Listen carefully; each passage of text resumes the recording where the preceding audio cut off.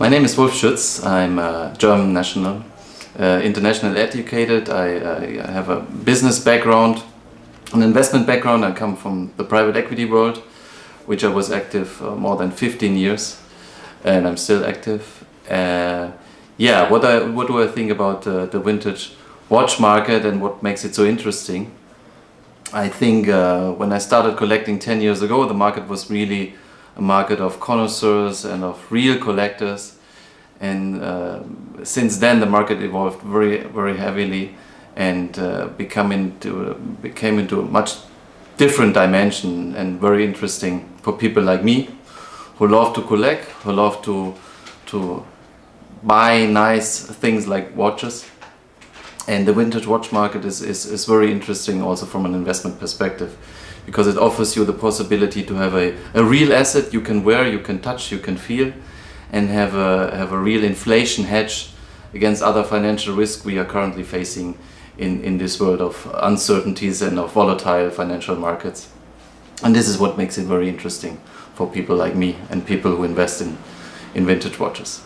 So you asked me what are the most interesting and most desired vintage watches at the moment in the market, and I think it's a very difficult question to answer, and you can't say this model and this model right away, because it depends on where you live, what cultural backgrounds you have, what personal collectural strategy you follow.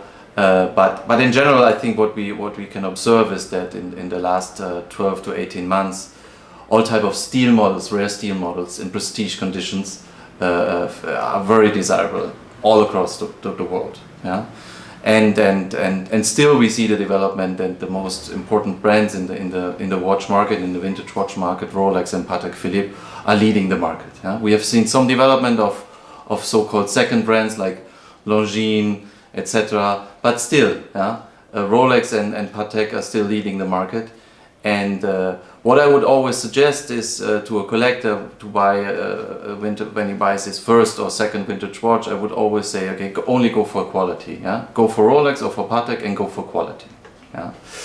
From my personal taste, and what I prefer is a combination of rarity and quality. Quality first and rarity comes second. Yeah? So if you find a almost new old stock watch which is super rare, you can almost pay any price. And I think what we've seen, and if we compare prices in vintage watches to the art market or to the car market, there is still a lot of space between the two price marks. So vintage watches for me are still very cheap, so to say, compared to other collectible real assets we have in the market. So you ask me, are vintage watches, are they an investment? And my answer would be, first of all, there are tools, and there are luxury goods you buy to enjoy and to wear, hopefully, and only in the second part they can be an investment, or there are investments. And why they are investments is for obvious reasons currently. I mean, there have been investments all the times for many years, 10 years, 20 years, 30 years ago, where people buying gold watches to have something real other than money. But right now, of course, and since I would say 2008, vintage watches after the big financial turmoil become more and more of an investment, like other assets in this class, like vintage cars, classic cars, art, etc. And why is this? Because a lot of people who would like to have a security and in their investment portfolio prefer assets which they can touch, which they can take away, which they can have in their hand. Yeah? And vintage watches are great investments, because you don't need you don't need to facilitate them. You don't need to.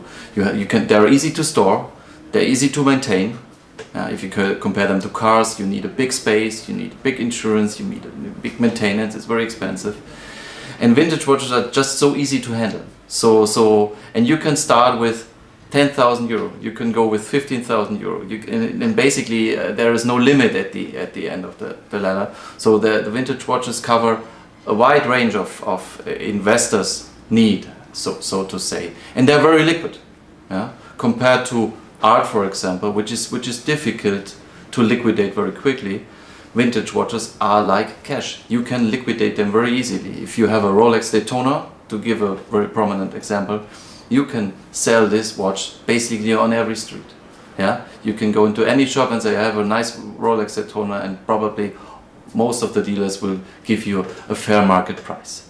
So I think it's a very good investment if you want security against financial markets risk.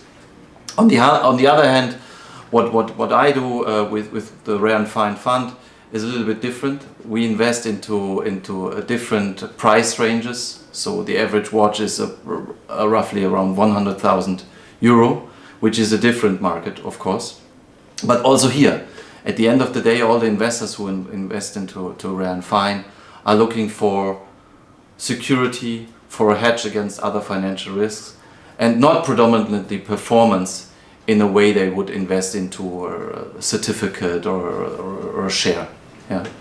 So I think if you want to invest into vintage watches as part of your portfolio, I think you can start very easily and buy a simple watch for 10-15,000 euro just to enjoy it, but you still have the security that most likely you won't lose any money. And this is the investment philosophy behind vintage watches.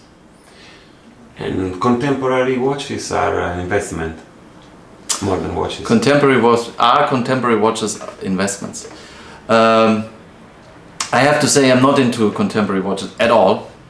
It's not because I don't think there is no market for contemporary watches, but I think over the last 20-30 years we have seen a lot of the grey market going up very quickly and very in high volumes. And rather that this is an investment market, I think it's a market to shift liquidity, etc.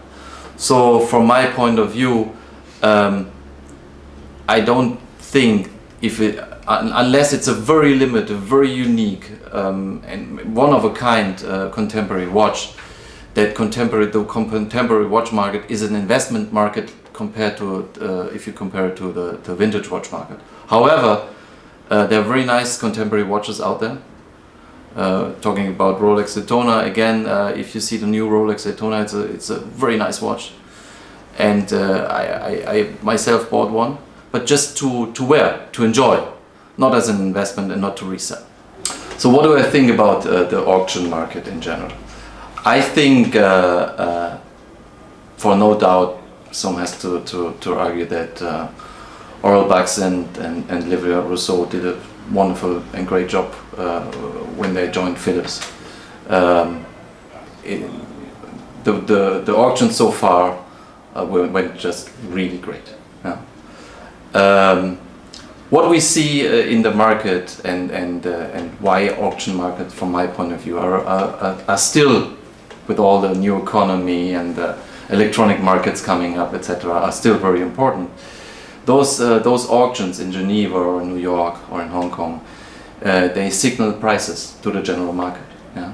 And they're very important. They're important as an event. They're important where all the dealers, watch collectors, investors come together twice a year at least. You still see watches undiscovered so far, because some collectors who have no relationship to other dealers just consign them to auctioneers. So this is still a good source. Philips and Christie's do a very good job. The quality improved very strongly over the last years. The thematic auctions both auction houses are running are a great thing. So I enjoy the auctions. I enjoy bidding at the auctions. I enjoy consigning watches at the auctions, and I think they're very good for the market. Without the auction market, I think we would lose a big publicity thing. We would lose a gathering where all the people involved in the market come together. So I hope this will continue in the future, one way or the other. My personal look in in the future of what will be the next iconic model, or is it already there? Personally, being a Daytona lover and collector for many years, and I think we are just at the beginning of the Daytona madness and market, because if you see what happened after Daytona Lesson 1 auction, yeah, the prices increased even further. The demand is very strong. So if I have a Daytona, I could sell it any day to anyone. So if you want if someone asks me for an advice, I would really buy very nice Daytonas, Paul Newmans, rare dials. There are numbers of variations of this. If on the other hand, I would say Patek Philippe is still undervalued. We see some good prices coming up, but still, for the rarity, for the quality, for the history of this brand and of this market, I personally believe that the watches are still undervalued. If you take a 1518 reference, 1518 for example, it's compared to other watches is still very low priced. Yeah.